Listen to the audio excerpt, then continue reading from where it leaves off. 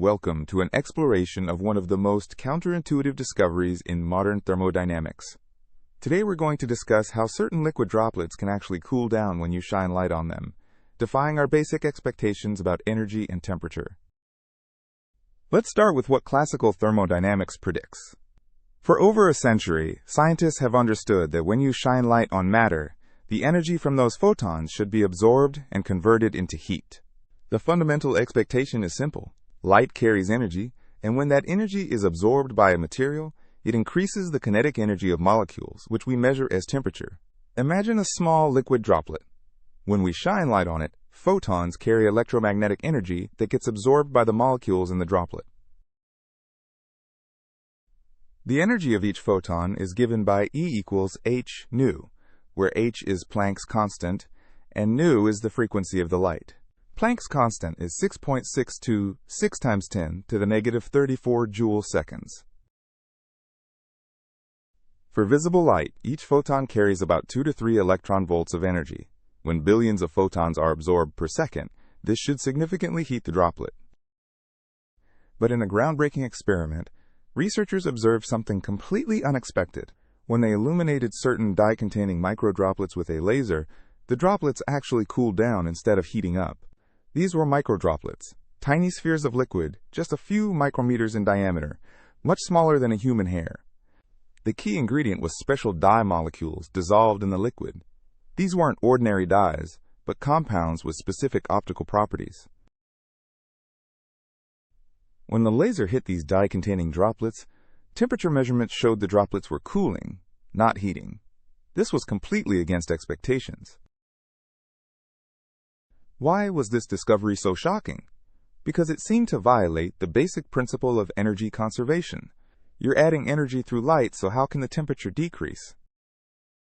Let's think about this from a thermodynamics perspective. The first law of thermodynamics tells us that energy cannot be created or destroyed, only transformed.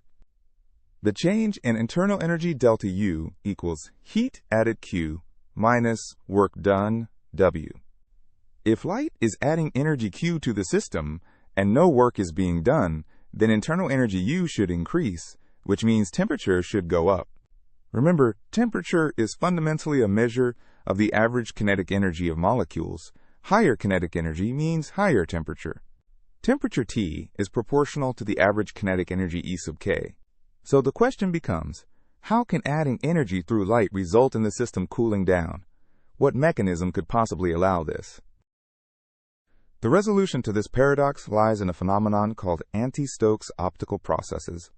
This is where the story gets really interesting and reveals the quantum nature of light-matter interactions. First, let me explain the normal Stokes process. When a molecule absorbs a photon, it enters an excited electronic state. Then it loses some energy through vibrations and emits a photon of lower energy than what it absorbed.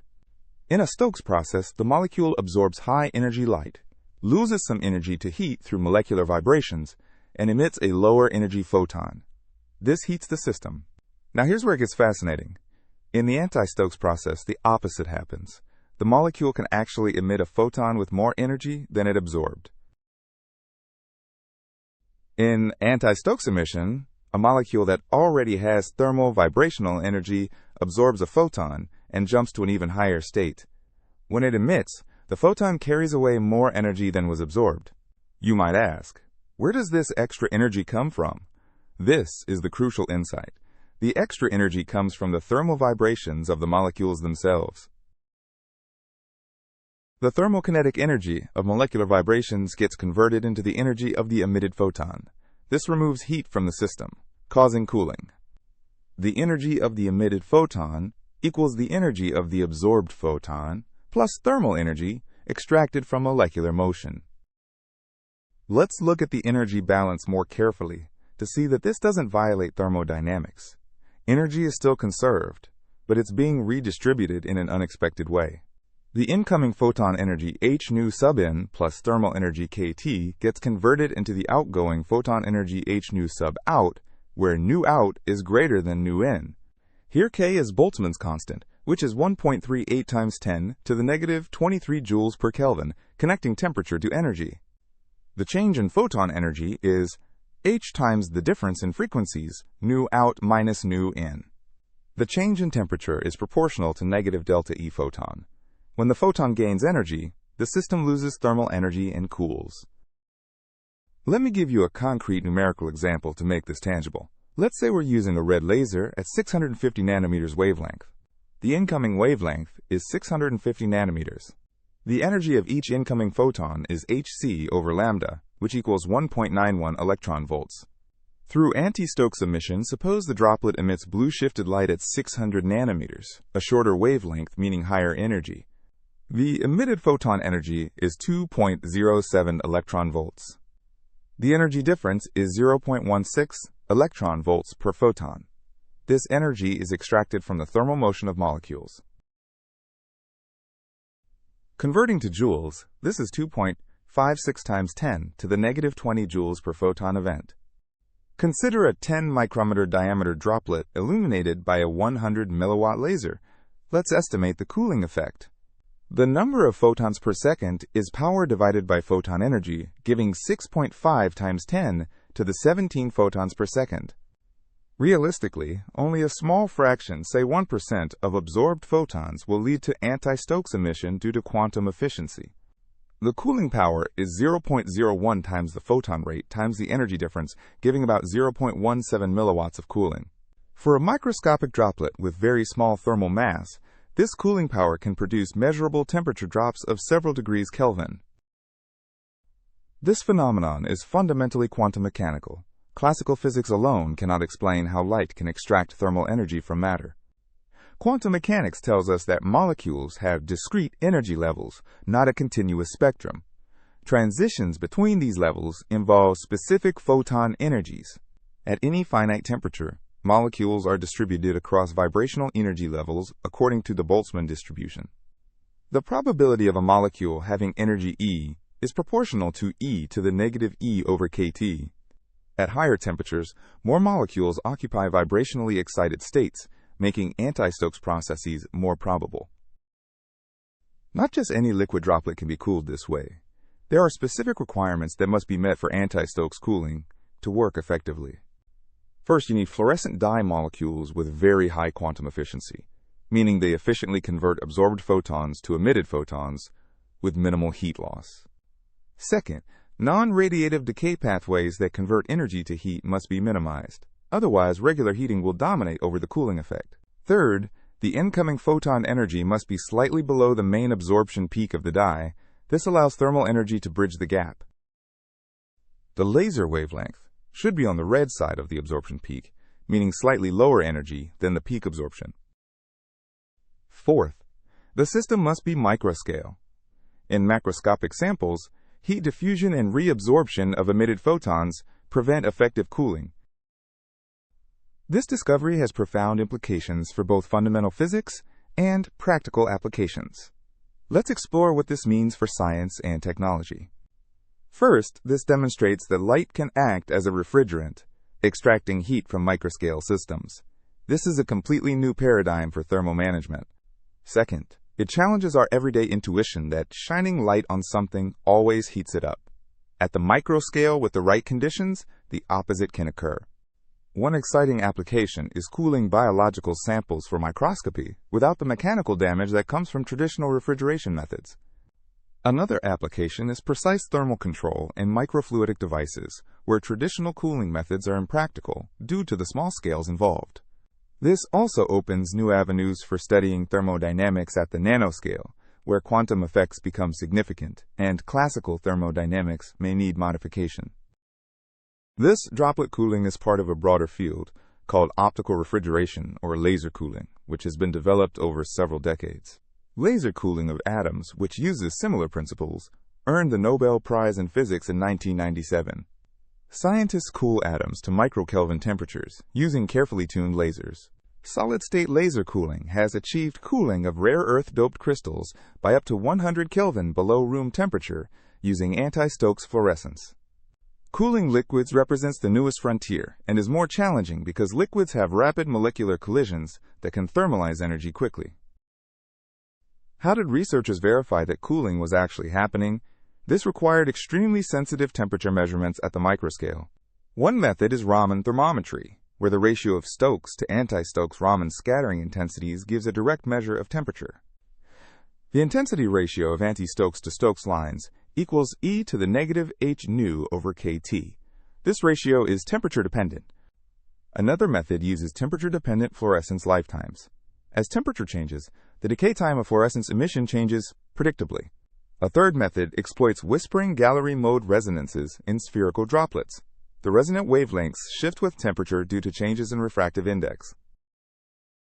Let me address some common questions and clear up misconceptions about this phenomenon. Question: does this violate the laws of thermodynamics? Answer: no, absolutely not. Energy is still conserved. The key is that photons carry away more energy than they brought in, with the difference coming from thermal energy.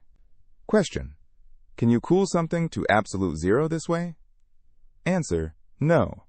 The process requires thermal energy to populate excited vibrational states. As you cool down, fewer molecules are thermally excited, and the cooling effect diminishes. The minimum achievable temperature is roughly h delta nu over K, where delta nu is the frequency shift. You can't cool below this limit. Question: why don't we see this effect with ordinary sunlight? Answer: sunlight is broadband and incoherent.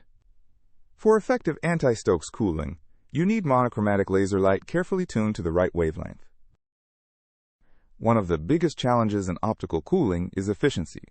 Most absorbed photons still contribute to heating rather than cooling. For net cooling, the fluorescence quantum efficiency must be extremely high, typically exceeding 99%. Even 1% of energy converted to heat can overwhelm the cooling effect. The quantum efficiency eta must be greater than the ratio of absorption wavelength to emission wavelength for cooling to occur.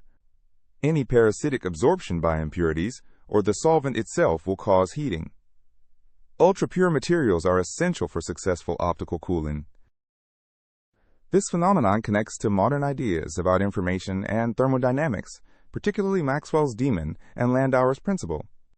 The laser essentially performs a selective operation, coupling more strongly to molecules in thermally excited vibrational states.